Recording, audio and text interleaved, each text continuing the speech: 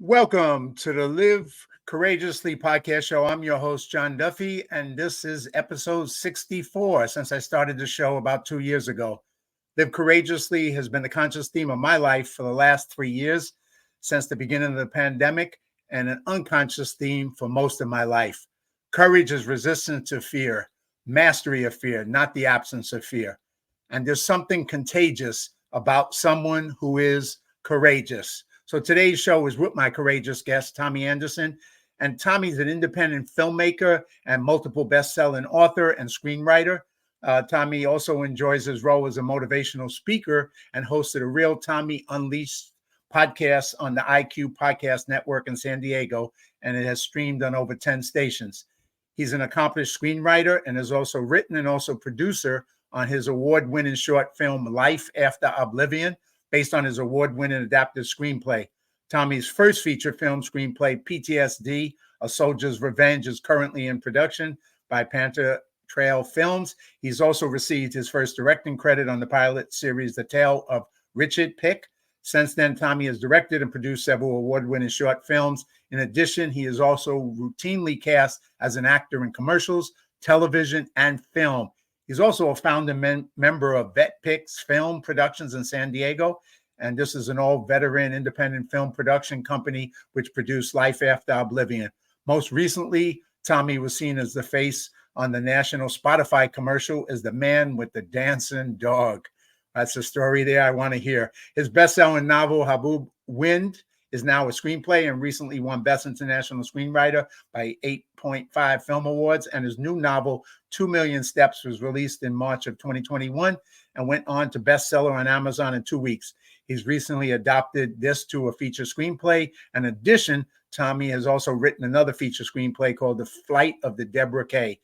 Before moving to Los Angeles, Tommy lived in Madison, Wisconsin, and had a full-time career as a firefighter medic with the Madison Fire Department. He's also served in the U.S. Army and later retired from the U.S. Air Force Air National Guard.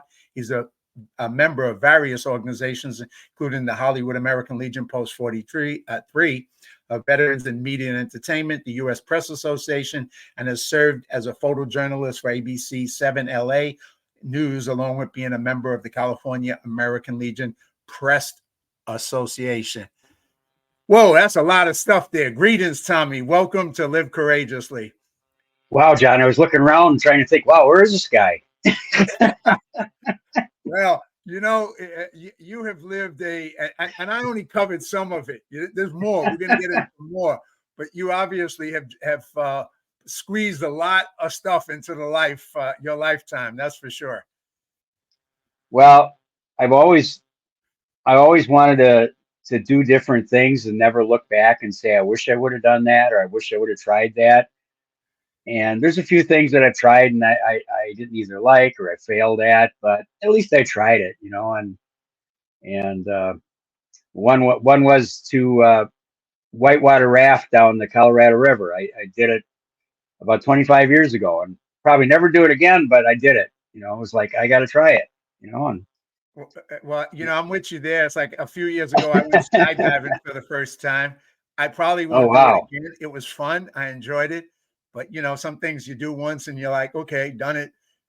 Don't necessarily need to do it again. So I hear you.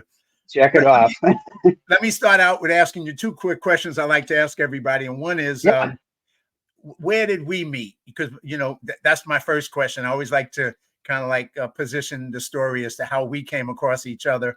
And then I'll ask you my second question.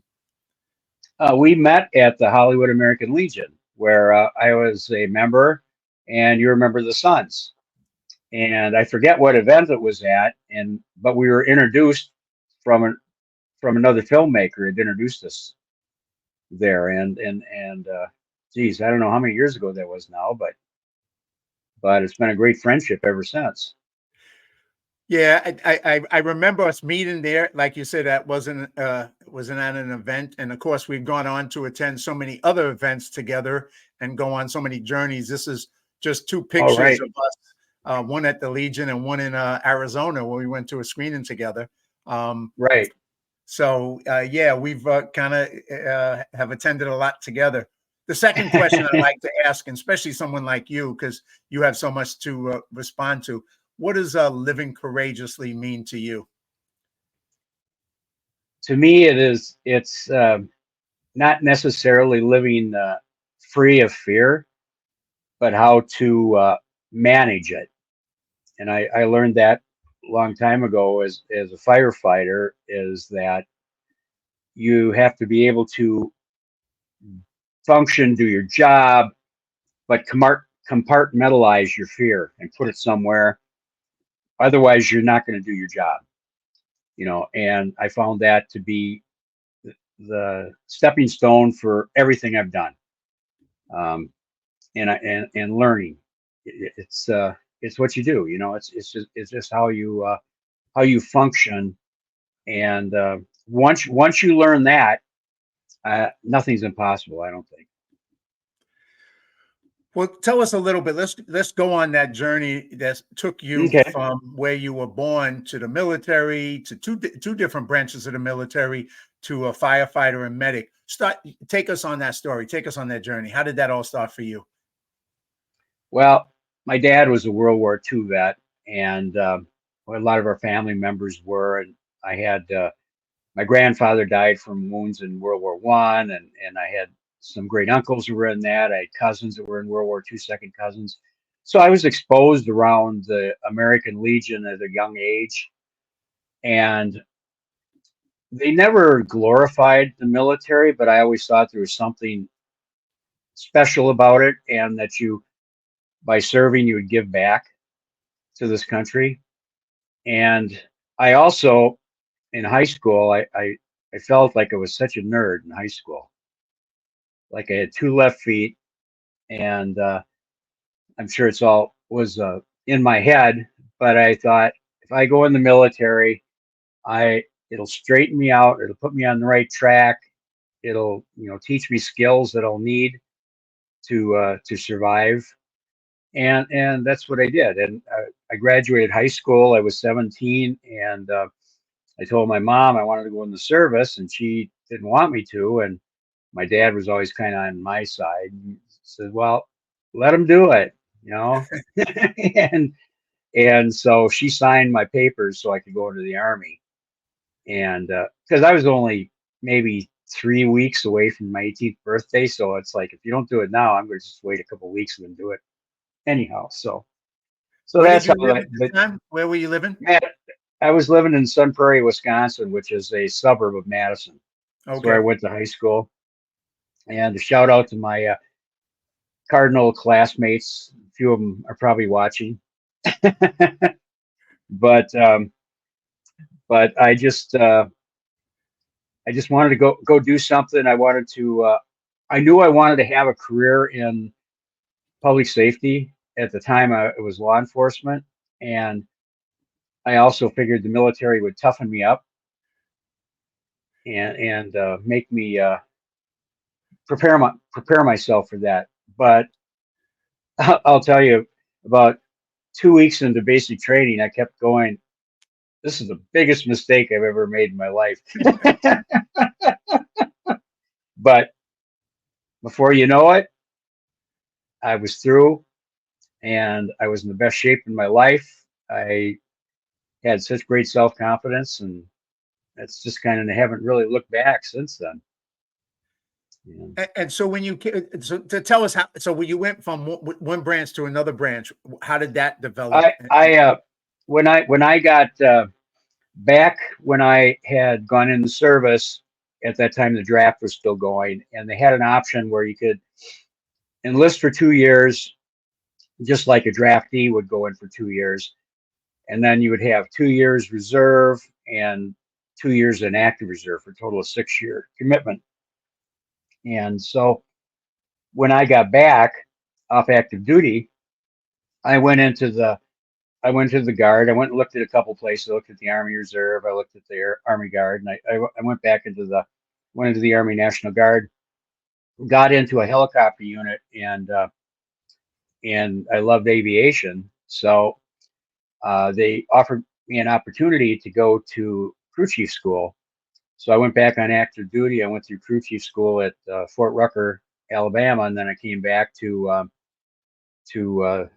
my unit as a crew chief. Got my wings and came back and worked as a crew chief. And I did that up for probably 12 years, and they changed the mission. And what they did is they went from we went from Hueys, and then I went into over these Kiowa Scouts, which was a blast. And then they went to Cobras.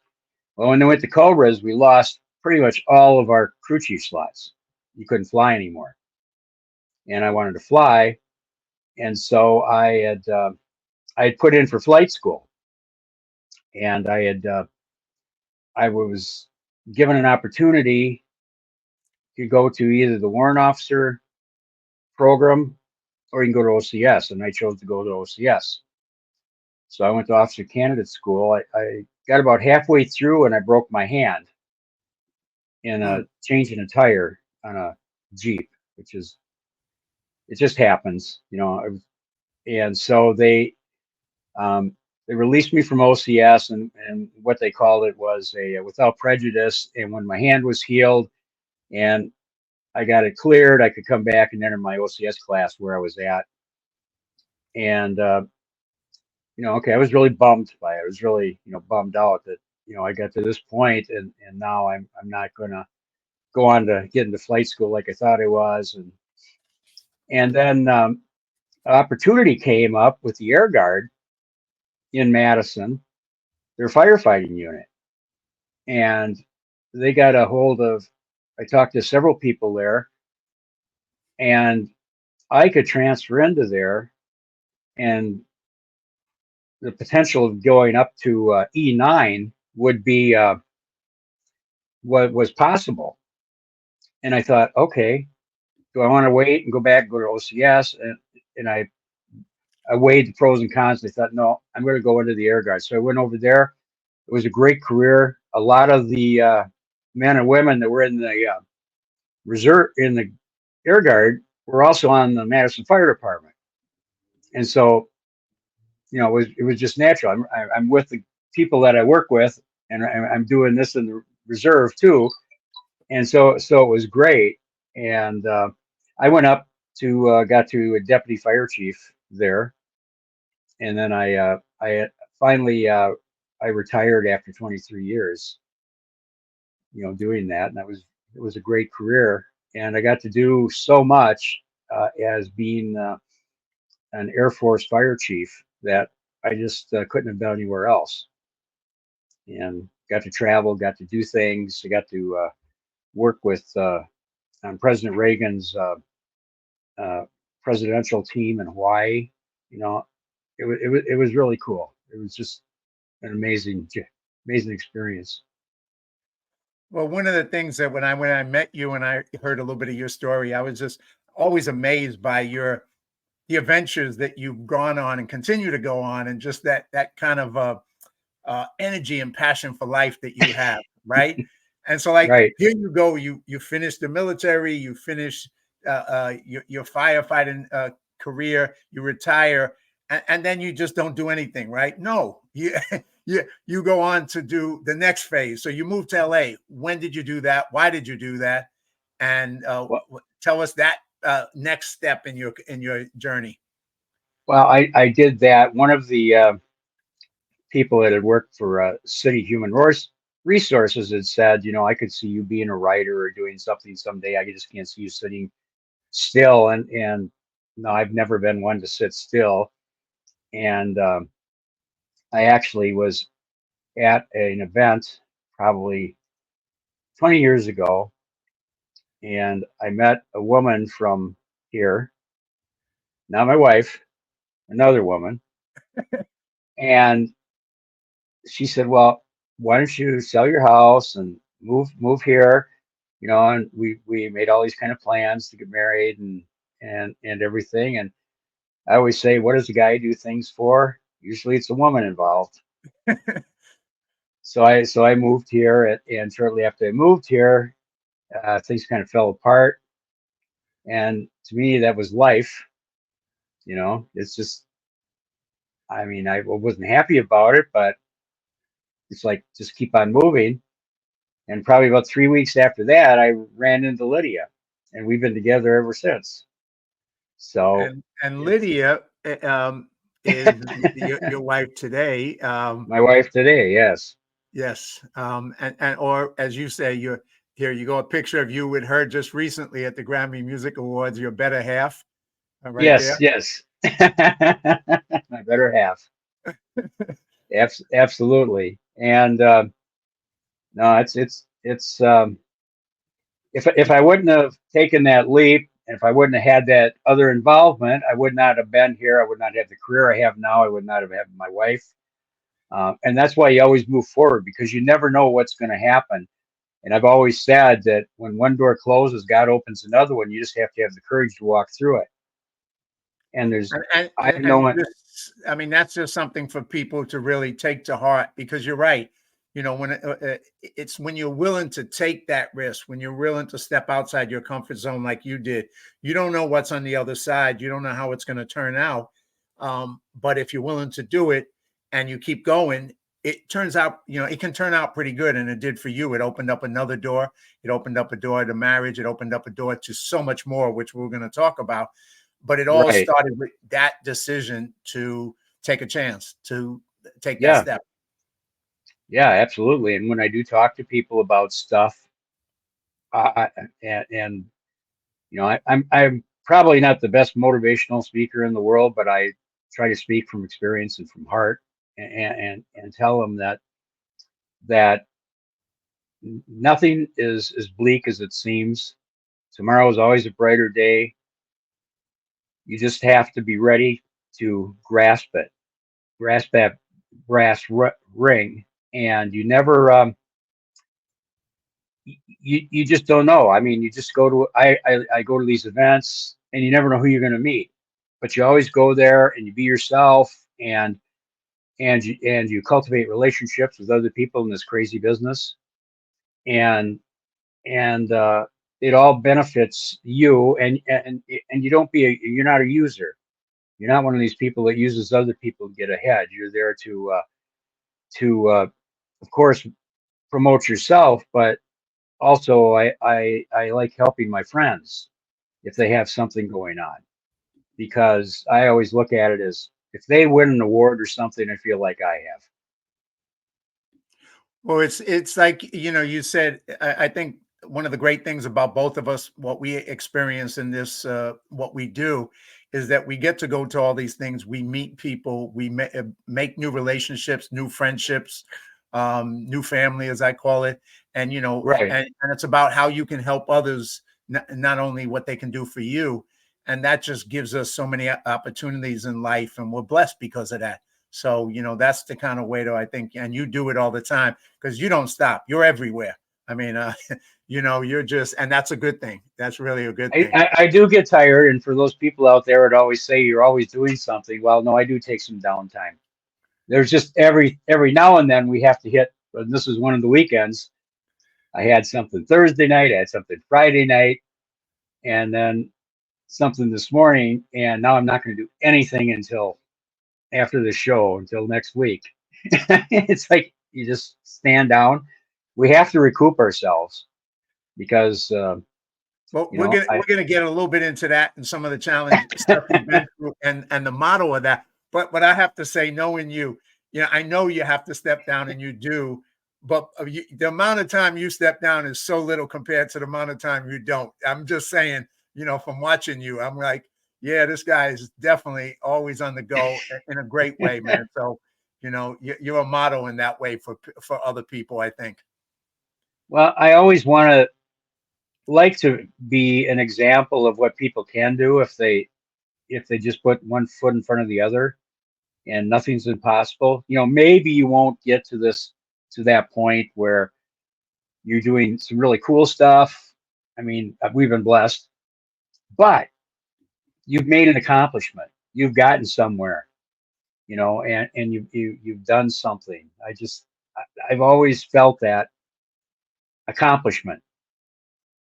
Well, tell us a little bit about that accomplishment, because you know some of it, Tommy, is like you said. You came here and they told you back there that you know you should write, and you did write. And here I'm just going to throw up a picture of just two books, 2 Million Steps, and I'm thinking I'm pronouncing it right, Haboob Wind. Those Yep. are just 2 books that you wrote. So tell us about the writer's journey, your journey as a writer, and then we'll get into all the other journeys that you went on to besides that. Well, about 12 years ago, 13 years ago, when I started doing some work for ABC News, I would do photography, and I would go out. I use my connections to get in and get pictures at different events that ABC couldn't be at, and and I would give them those pictures, and and so they gave me opportunities to do other things. I got to through that. I got into I got into writing articles for the American Legion Press Association, and then I wrote a couple other freelance articles for some other magazines. And out of that, one of I don't know if you know John Durkin from the Legion here in California. He lives over by Huntington Beach or whatever. He told me that you should get into this veterans writing group out of San Diego. It was run by Us for Warriors, and so I thought, okay, I'm interested in doing that. I've got some ideas bouncing around in my head for a book, but one of the big challenges you have, and this being an author yourself, is that where do I start? How do I format it? And that sort of thing. So I started taking these classes, and it was a big benefit that I was able to meet some other authors. Some were just starting out. Some were well-established authors, New York Times best-selling authors that were veterans that were part of this. And they were all willing to help you and teach you and show you tricks of the trade. And so I went from that. I developed the story, first one of Haboob Wind, and I crafted it, got it better. And then through that, being involved with that, I got into the Southern California Writers Association, which is an amazing association out of San Juan Capistrano. And they, in turn, I was connected with the book marketing company out of San Diego, which is Monkey See, and they're really fantastic. They designed my book covers. They helped me set me up with editors, content editor, and then the proof editor, and then I worked with Finish the Book Publishing out of I want to not La Jolla, but anyhow, Susie from there, she's the one that got me on the bestseller. She was an amazing go-getting book person who pushes stuff and could get your placement. And then I worked with Susan Faris, who was my publicist. She's was an Army major, a nurse, and a member of EME and Post 43 also. She got me into so many amazing things. And then I was really on the go. I was going to book signings. I was going to news interviews. I was doing all kinds of stuff. And then after that, I learned so much about the business that I wanted to do my second book. But I had so much information because I've been researching it for almost 20 years. And I had just piles and piles of facts and information. And it's like, how am I going to do all this? Well, when we got shut down for COVID, I'm sitting there going like, well, now is the perfect time to finish this book. And so I took advantage of that time that we couldn't do anything and finally finished that and got it out there. And since then, I've worked on 2 other books. One, we were in the Emmy-winning. I was a photographer and tech advisor on Take Me Home Huey, which we got an Emmy for. And I also did the okay, right. I'm here. Don't worry. Okay. And then they came out with a hardcover book, which is a picture book, and a lot of my pictures were in that. So I got credit for for being on with that book, and then I co-wrote with 20 other veterans a veteran story through Mill Vets, and so we had I was given a lot of opportunities to be involved with other books, and then it just morphed into all of a sudden screenwriting, which if it wasn't for VME, I probably wouldn't have learned how to screenwrite because it's so involved. It takes such a skill set, and sometimes authors of books can't make that transition because you're going from being a descriptive story to a just basically dialogue driven story in your screenplay. But Karen Kraft, who heads Veterans of Media and Entertainment, and Kimberly Shielhammer, she is like a top screenwriter.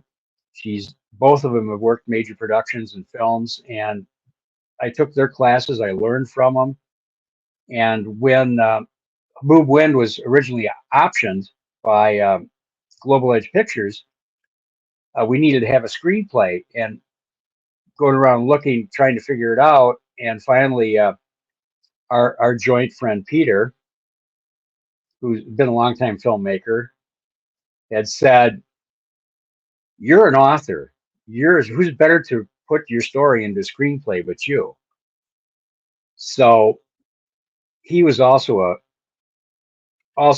very instrumental in that. And I ended up getting to the point where I like writing screenplays. I can sit down and I can write a screenplay for a short, maybe in 2 days, because I know the format, I know how it goes, I know, you learn, you just get good at it, and So that's you, what I'm doing. you did a lot of, obviously, you went on that journey, the writer's journey as a writing books, then pivoting and learning how to write screenplays and working with VME on that. But in the same time you're doing that, you also, did acting and continue to do acting, and that's something else that you do. And I want to throw up your little actors reel for a minute so Oh, that okay, everybody sure. can watch that, if you don't mind, and then No, we'll go come right back ahead.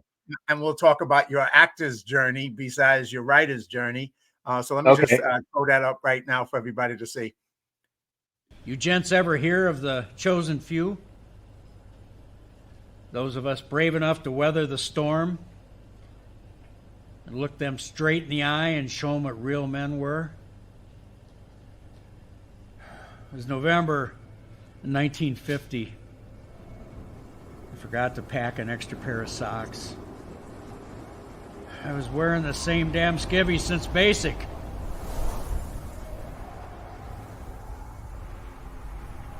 We were on the east side of the reservoir, just trying to survive. I always thought the breeze off Lakeshore Drive was cold. Shit.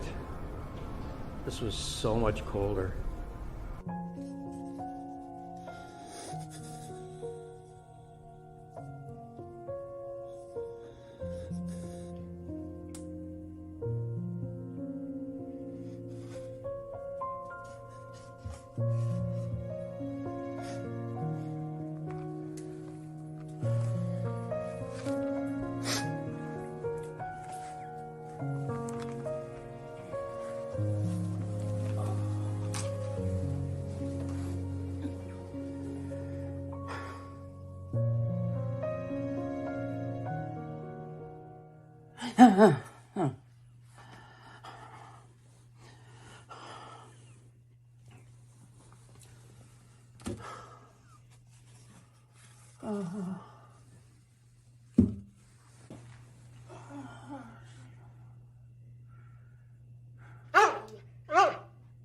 Kane? Kane?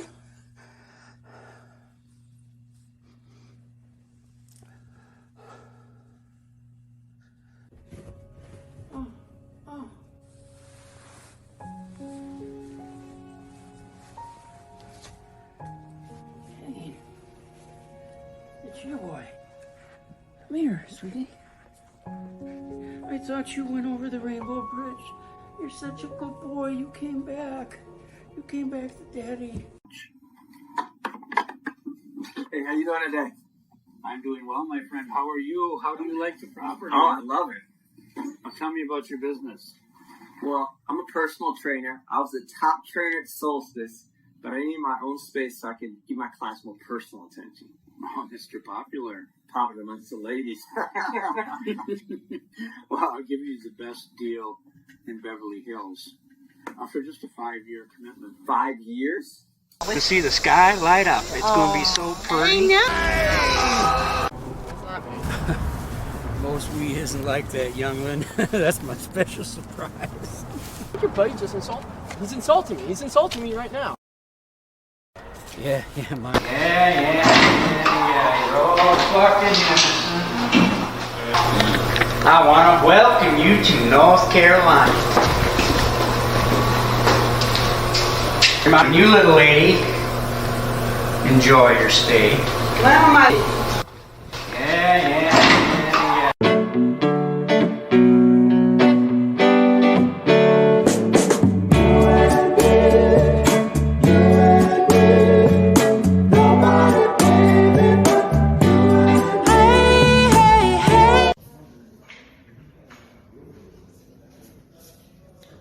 We have to move beyond our fears. We have to move beyond our questions. For today, the Holy Spirit is here with us.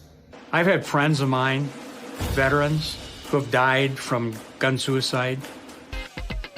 Hey, this is Tommy Anderson, and this is my Norco. I feel so close to you right now. It's a force field.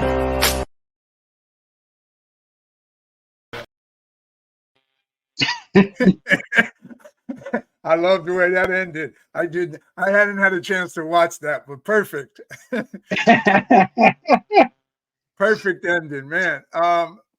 So wow, that and the dancing with the dog. I love that. And we're going to talk about dogs later too. But Sure. because you're a massive lover of dogs, including big dogs. Oh yeah. Yeah, but so Tommy, so besides the writing, and then you started acting. Tell us about the acting and how what do you like about doing the acting? And then I'll ask you which one you like most, if you even like one most. I the thing I like about acting is getting out of my comfort zone and doing something totally not me. You know, whether you're playing a homeless person or you're playing a bum or whatever, you know, or a jerk. You know, I just find it so exciting to be able to develop that skill. I used to remember back years ago, thinking back, I wonder how these actors do this, you know, and now to be part of it, it's I don't know, it's exhilarating, and it's a form of artwork. You know, you're creating something, you're creating a persona. Your acting can carry on the story. You know, make it interesting. You know, it's really a joy. I really enjoy it. Now, could you say that there's one that you enjoy more than the other? Do you enjoy writing more than acting, or acting more than writing, and why? I like both of them. I originally, when I got offered into acting, and this is the one thing that didn't really come through via me, or that I was my first gig was a music video out in San Diego, and that just kind of happened because somebody didn't show up, and a friend of mine who was the producer said, "Are you doing anything this weekend?" And so I went and I did it, and I, you know, it was just really getting into makeup and costume and all this stuff, and watching what goes on set. You know, from being a writer, I like to know how the actors are going to interpret your writing, or how the your DP, your director are going to interpret your story. And so I thought, okay, well, I'll do this because I'm going to learn and it'll make me a better writer. And then after that, I got an agent and they wanted to sign me. And it was like, wow, really? And this was, oh God, 6 years ago, 7 years ago now. And I did get one job through BME on SEAL Team, which they came out with, our casting came out and they put out a thing and I put in for it and I got it. And, several of us at BME were able to get into that. And it just kept on going. And my agent is amazing, is getting me, auditions all the time. The hardest one were the self tapes. I mean, we all struggled with that because we're not used to it. I was in, like I say, at the time when we auditioned for the casting director and maybe a couple producers there. So you could adjust yourself. They would tell you, do this or do that, look over this way and then deliver that. And that's what I do with the Spotify. And I just knew I had landed it because I related to them. And we were talking about dogs. I said, "Do you mind big dogs?" I said, "Me? Big dogs? No. I have a mastiff." I'm going to put up that picture since we got to go to it now. This is some of the pictures of you with the dogs and America's favorite pet. Yes, you are an amazing dog lover. I am, and I got to do some stuff with some dog rescues around here because of my quasi celebrityness, I guess, is kind of weird, but I'll go out and help them, and if I can help promote and save a dog, I'm going to go out and do it, And I got to do some stuff with horses and things like that. I'm a very much an animal person, and I'm more than happy to take that time. And Lydia always says, "Don't bring anything home with you." She knows I have a track record.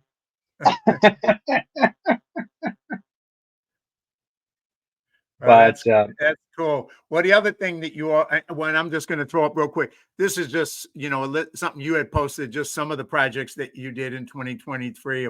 Obviously, a whole series of different 10 movies listed right there that you had different right. experiences in.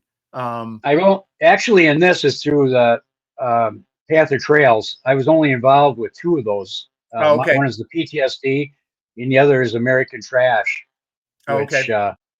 had a small role in that. But I was very thankful that to be cast in that.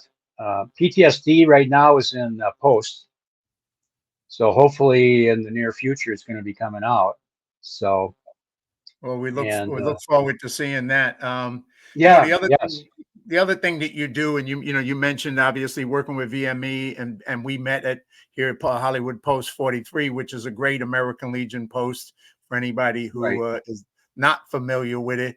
But you also do stuff with a lot of other veterans, and just throw up some friends who do stuff for the veteran community. And this is just some pictures with a good friend of mine, Kevin Major Howard, and Joe Montaigne, and just great people doing stuff in the industry for veterans and doing veteran support stuff. Yeah. They're both amazing individuals. Just amazing. I've got to do a few things with Major, probably 3 or 4 things. And he's a super nice guy, amazing photographer. Yes, he's definitely an incredible headshot photographer, and he's done he has a whole line of cars that he did after 9/11, right, to celebrate the military and veterans and first responders, and just to honor all of them. And he takes them on tour all around the country and does whatever he can to support them. So yeah, I mean, it's a great group of people. That's kind of the people that we're kind of lucky and honored to be able to kind of like work with and be involved with. Well, that you mentioned that, and that's one of the things that our little COVID experience put us through. Is right before all that happened, he had asked me, says, "Do you want to drive one of the cars?" And I'm going, "Oh yeah, I do." but then the world came to a stop, and so we had. I haven't seen him probably since then. Since it was right before COVID. Yeah, I've But it seen was him. good to see I've him on your seen him show. since. I've seen him since. He's doing all right. Once again, he always shows up at different events, Memorial Day and 9/11 up at Pepperdine. He used to bring his cards to Pepperdine for 9/11 memorial. And but he's doing all right. He's Is he doing still good. living in Las Vegas? Yeah, he is, and he's trying to do a show, documentary based on the Vietnam veteran movie that he was in, and I'm blanking on the Yeah. name of it. You probably remember the name of it, but Yeah, Full Metal Jacket. Full Metal Jacket, exactly. So we did a Raptor podcast Man. show. Yeah, we did exactly right. We did a podcast show with him, and he spoke about that and his experience and wanting to do a documentary about it. So we'll see how that comes out. But yeah, great guy. So besides all that, Tommy, so you got, the military, the fire, the writer, the producer, and then a podcaster. So that's the next piece of it. So you've done your own podcast show, the Real Tommy Unleashed show on IQ podcast down in San Diego, and you've done a series of that. Tell us a little bit about that. What was that, and why did you branch into doing podcasting? And tell us a little bit about the shows. Well, you kind of morph into things as situational things come up. When COVID shut us down and we weren't doing films, San Diego was still relatively open in certain areas. And a good friend of mine, Brett Davis, who has a radio show down there on The Answer, had asked me if I would come in and co-host one of his shows with him. And so I did, it's like, okay, I've never co-hosted a radio show. I'm going to go do this. and I don't turn an opportunity down because it sounds, I have never done this. Okay, I want to try this. So we got on there and had a blast doing it. It was a great experience. I got to meet some wonderful celebrities in the radio world in San Diego, which and we're still friends to this day. And so after that, he told me, well, we're starting a podcast network, and we want to do different format shows on there and have have we'd like to have you on there, have your own show. So initially, I started it with a very good friend of mine, Tina Hargett. We did a show in which all right, now I got a little glitch up here. I can't remember the name of the show, which is hard to believe. Somebody's going to pop up here and tell me. I know. You have a lot of friends commenting, I must say. So I know. I'm watching them roll through. That's kind of cool. Hi guys, I love you all. But so we the Take It Back show, and the whole thing about the Take It Back show was to, like yours, it was to talk to people about you can overcome any adversity with the power of positive thinking, faith, and it didn't have to be, like religious faith, but faith in yourself, faith in your family, faith in this country, whatever. And so we started doing the show, and we got some great people on as guests. One of the Janet, I can't think of her last name right now, was I think our first guest. She's a pinup model, very pretty, but she's a paraplegic. Wow. And from a drunk driving accident. And Wow. she, her husband gets her all dressed up, gets her posed, and the camera, they take all the pictures. She's just fantastic. Well, she does that. She always said, I want my kids to know that I'm not a quitter and I'm going to keep on doing stuff. And that was the type of people we wanted to get out and talk about. And so that went for probably about a year, when the station decided they wanted to do a change and kick it up a notch. And they said, we want you to do your own show. And so I kind of said, well, I mean, sort of like being unleashed. And they go, yeah. and that's the name of your show. It's going to be The Real Tommy Unleashed. And it wasn't to be crazy or anything, but what I did it is that I brought out, I called it The Stories Behind the Story. I would bring in like big screenwriters and talk to them about their work behind this movie. Or I'd bring in a platinum country singer and say, you know, tell us about, you know, the business and what you're doing. Because there were so many people, I found this out, you know, working in the film industry, is so many people want to know how these things are made. Because we do all kinds of stuff on set that the public never sees. And you know, we can watch a film, or a TV show and know kind of what's going on in the background. And it's like when you have a really slender girl in a dress, and you know there's all kinds of clips going down the back of it, so it makes it tightened up, things like that, you know, and people don't realize that. And so I like to talk about what goes on behind the scenes, you know, or goofing around, you know, things like that. Nothing bad. And so the Unleashed kind of sounds like I'm going to be really crazy, but I'm not. I'm just. Well, people should check it out. Check out and I put up your thing, TommyAnderson.com, TommyAnderson.com to get more information. I'm just going to take a minute, Tommy, if you don't mind. I want to play a 1-minute clip for. It's not a sponsor, but it's someone I'm supporting, an organization. Oh no, absolutely. I want to, you know, give a call out to them because they're doing amazing work, and it's coming up this next weekend. They're doing some human trafficking rescue stuff for the Super Bowl. So I want to give a shout out to them, and then we'll come back in 1 minute. So let me just play that real quick. Okay, sounds good. Hi, this is Pastor Rudy from CERT Ministries and the Slave Free Project. And we have a large operation coming up during the Super Bowl. It's going to cost us between $35,000 to $40,000 to be able to pull this off. We have 30 operators that are coming into town, and it's an amazing opportunity for you to get involved in fighting trafficking. The way you can do that is donate. It costs around $1,000 per operator for us to pull this off.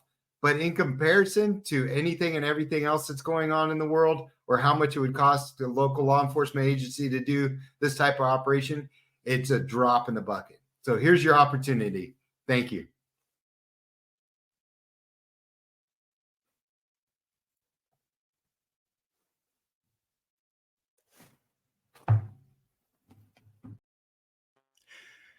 Yes, it's an incredible organization that's doing the rescuing of children from sex traffickers and human trafficking. And they do it year round, but the Super Bowl was the worst time. So they do a special operation for the Super Bowl. So I just wanted to give a shout out to them and the incredible work that they do. So anyway, back to and thanks for that thing. Back to where we were. So you do your podcast show. How long have you been doing the podcast show from? In total, probably maybe just coming up on 3 years. It's hard to believe. Wow. You know, and then I want to give a shout out to Drinks with Dee Dee show, which I'm one of the regular guests on. That's another podcast done by Dee Dee Servino, Paul Servino's widow, and she's a auxiliary member of Post 43, and we're kind of a comedy podcast. We take an hour and we can either roast somebody or we will be very brutally honest about films or whatever, and we have a blast doing it. And it's funny that you bring that up because, you know, one of the things of all the things Tommy does, if you follow him on Facebook, his sense of humor comes across nonstop. So the fact that he's doing comedy there, this is just some of the posts that he has there. You know, it's just nonstop. I mean, that's the other piece of you, that you just have just an incredible sense of humor about life and about how to handle it. And it comes across on your Facebook page. So I'm not surprised you'd be doing a comedy show with Dee Dee Servino. I mean, it's just one more aspect of who you are, brother. Right. And I got that from my dad, and it just and my brother is the same way as I am. We both learned from my dad, and then which actually got into the point. I actually wrote a comedy script, which won best drama comedy at Cannes last December or November, and I thought, wow, I'm going to do it. I'm just going to try to put some comedy into situational comedy into an actual storyline, and now I'm hoping and I'm planning on actually filming it this summer. Once we get the funds in place, but I've got a great cast of people that want to be in it. I had no end of people saying, "Hey, I would like to be in your film," and I feel very blessed and honored. But Cindy Copeland, beautiful, amazing dramatic actress from Atlanta. Doug Little from LA, and you know Doug. I think BJ Lang's going to be in it as one of the comedy guys. Funny Tammy guy. Barnett, Michael Gillickson, who's a great stand-up comedian in LA and that, and Dee Dee Servino, she's going to be in it. So we got some great people that want to be in it, and I've got a great special effects man who's also a vet. Our DP is great. I want to direct it because I know what I want from the actors, and I just feel that, yeah, this is what I want to do, So. Well, very cool, man. And that's just the other piece I want to get to too before we finish is that if you want to share this, I think you've been, pretty amazing model for transforming your health issues. And you just recently. Oh, yeah. So if you want to talk about that, I would love to just, because I think it's an inspiration for people who are being faced with issues, health issues, and what you went through and how you overcame, because it's just one more example of what it takes when you're somebody who's willing to do whatever it takes to overcome. Well, this 2023 was a bad year. I had November of 2022. I had some problems. We were filming Wild West Chronicles. It was a long set day, really long. We were actually on overtime, and so that how long of a day that is when you're on set and you get overtime. And I had been having trouble with my knee. I heard it on the fire department, and I had it was hurting really bad. I could hardly get home from the set. I went and saw the doctor, and he said, "You got to replace your knee." He said that it's you also had a tibia fracture, and he said what we have to do is we have to put a long rod down into your tibia so that it makes your tibia stable. But there's going to be a lot of complications, and we won't. And I was heavy. I put on so much weight over COVID, and I used that as an excuse as everybody else did. I was just freaking lazy. I was lazy. And it's easy to get complacent and lazy when you don't have a lot of stuff going on. I stopped running around. I kept my weight pretty well in check when we were busy because I was running all over the place doing stuff. I'd only have a small bite to eat here or there, but once we shut down, it was like, okay, how do I order more chips? But then Lydia had a real health issue that came up, and she almost died. I mean, literally was on death's door at the hospital, and a wonderful doctor at Kaiser, the head of surgery up at Kaiser Fontana, Dr. Jonah, like from the whale, saved her life. He took her over personally and saved her. But I figured, in my surgery, the doctor said, you got to lose at least 50 pounds before we can even consider doing the surgery. So, okay. I said, okay, I'm going to start to modify my eating and to lose the weight to have the surgery. And then when Lydia got so sick, I was taking care of her. Then it became all the more apparent that I have to take care of her, and I can't take care of her if I'm not well, And so I really got into it, and to make what I ended up doing is losing 90 pounds. Wow. Get back in the old size that I was on the fire department. I had the surgery. I feel great. Now I'm working out 3 times a week, and I'm like back at it. And you were kind of my inspiration for that too, because you went on this journey before COVID. Because I can remember you talking to me about it up at Camarillo. I think we were up there for the air show, and we were talking about that. And I think we're the same age, maybe a month apart in our birthday. Uh-huh. And I'm thinking, and I kept telling Lydia, if John can do this, I can do this. Well, So you were kind of my inspiration too. well, thank you.